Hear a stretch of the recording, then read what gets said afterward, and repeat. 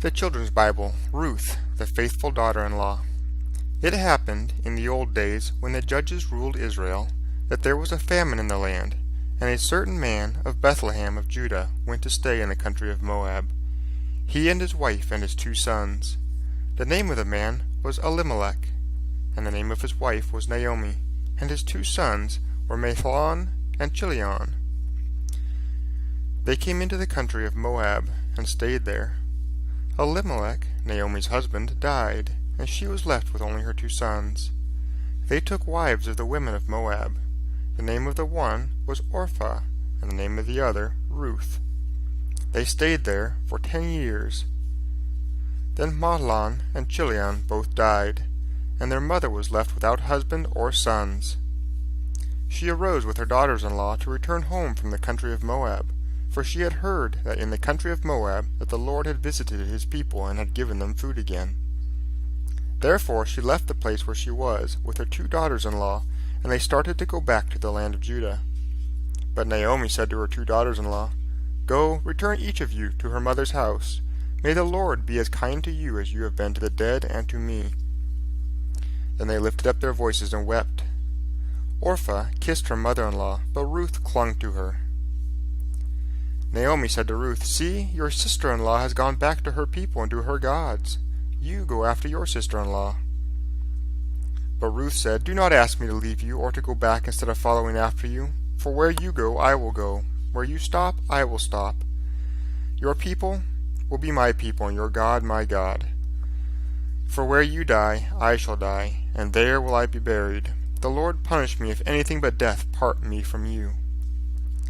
When Naomi saw that Ruth was determined to go with her, she agreed. So the 2 traveled on until they came to Bethlehem. They reached Bethlehem at the beginning of the barley harvest. Now Naomi had a kinsman of her husband's, a mighty man of great wealth, a man of the family of Elimelech. His name was Boaz. Ruth said to Naomi, "Let me go now to the fields and glean ears of grain after whoever gives me his permission to do so." And Naomi said to her, "Go, my daughter." So Ruth came to the field and gleaned after the reapers, and it was her fortune to light on a part of the field belonging to Boaz. It happened that Boaz came from Bethlehem, and said to the reapers, "The Lord be with you." And they answered him, "The Lord bless you." Then Boaz said to the servant who was in charge of the reapers, "Whose girl is that?" And the servant in charge of the reapers answered and said, "It is the Moabitish girl who came back with Naomi from the country of Moab. She asked permission to gather and glean after the reapers among the sheaves, so she came and has worked since morning, until just now when she rested a little in the shelter." Then Boaz said to Ruth, "Do you hear me, my daughter? Do not go to glean in any other field, nor go away from here, but stay close to my maidservants. Watch the field where they reap and follow them. I have ordered the servants not to touch you, and when you are thirsty, go to the water jars and drink from the water which the young men have drawn." Then she fell on her face and bowed herself to the ground and said to him, "Why should I have found favor in your eyes, that you should take notice of me, seeing that I am a stranger?" Boaz answered and said to her, "I have heard all that you have done for your mother-in-law since the death of your husband, and how you have left your father and mother in the land of your birth, and have come to a people you have never known before.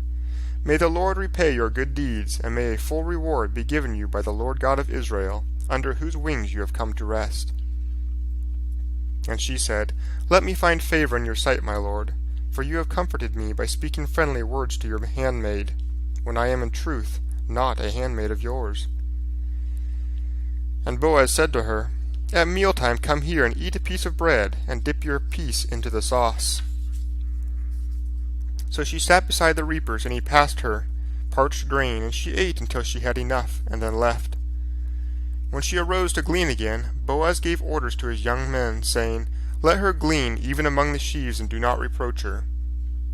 And also let some fall, a few handfuls on purpose for her, and leave them so that she may glean them, and do not stop her." So she gleaned in the field until evening, and threshed out what she had gleaned. She gathered it up, and went into the city, and showed her mother-in-law what she had gleaned. Her mother-in-law said to her, "Where did you glean today? Where did you work? Blessed be he that took notice of you." She told her mother-in-law with whom she had worked, saying, "The man with whom I work today is named Boaz." Then Naomi said to her daughter-in-law, "May the Lord bless him, for the Lord has not stopped showing kindness to the living and the dead." And she added, "The man is near of kin to us, one of our next kinsmen." And Ruth said, "He told me too, to stay near his young men until they have finished his harvest." And Naomi said to Ruth, "It is good that you go out with his maidservants, so that you do not go into any other field." So Ruth stayed close to the maidens of Boaz to glean until the end of the barley harvest, and of the wheat harvest, and she lived with her mother-in-law. Then Naomi said to Ruth, "My daughter, I must seek peace, that all may be well with you. Boaz, with whose maidens you have been working, is our kinsman and can help you. Tonight he is winnowing barley on the threshing floor. Wash and anoint yourself, and put on your best robe, and go down to the threshing floor and wait until he has finished eating and drinking. Then tell him you are there, and he will tell you what to do." So Ruth did all that her mother-in-law told her, and at midnight, after he had eaten and drunk, Boaz realized that she was there, and he said, "Who is it?" She answered, "I am Ruth your handmaid. Help me, for you are my near kinsman." Boaz said, "The Lord bless you, my daughter, for you have proved yourself to be a virtuous woman, and I will do whatever you want. It is true that I am a near kinsman, but there is another who is even more closely related than I. Wait until tomorrow morning, and we shall see if he will perform his duty as your kinsman. If not, I swear before the Lord that I shall do it in his place. And now lie down until the morning." So Ruth lay down on the threshing floor, and the next morning Boaz said to her, "Bring your veil to me and hold it out." When he did so, he measured out 6 measures of barley into the veil, and she went back to the city to her mother-in-law. Ruth told Naomi all that Boaz had said, and showed her the 6 measures of barley. And Naomi said, "Wait quietly, my daughter, until you know what is to result from this. This man will not rest until he has provided for you this very day." In the meantime, Boaz went up to the gate, and there he met Ruth's kinsman, and called him to stop and take counsel with him, and with 10 elders of the city. Boaz said to the kinsman, "Naomi has returned from the land of Moab, and is selling a piece of land which belonged to our brother Elimelech. I have thought to tell you of this in advance, so that you could buy it before the inhabitants and the elders of my people. If you wish to redeem it, do so. If not, tell me, so that I may know. For after you no man has the right to do so." And the kinsman said, "I will do so." Then Boaz said to him, "If you buy the land from Naomi, you must also marry Ruth the Moabitess, to raise up the name of the dead upon his inheritance." When the kinsman heard this, he said, "I cannot redeem it for myself, for fear of risking my own inheritance. Will you take over my rights?" It was the custom in Israel that if a man made over his rights, he took off his shoe and gave it to his neighbor. When the kinsman said to Boaz, "Buy it for yourself," he drew off his shoe. Boaz said to the elders and to all the people, "You are witnesses that I have bought from Naomi all that belonged to Elimelech, and to Chilion and Mahlon, and I have purchased Ruth the Moabitess, the wife of Mahlon, to be my wife, to raise up the name of the dead upon his inheritance. You are all witnesses." And the elders and all the people agreed and said, "We are witnesses. May the Lord bless your house and make it famous in Bethlehem."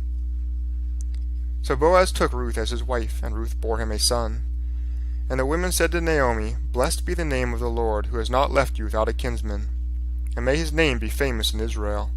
To you he shall be a restorer of your life and a support in your old age.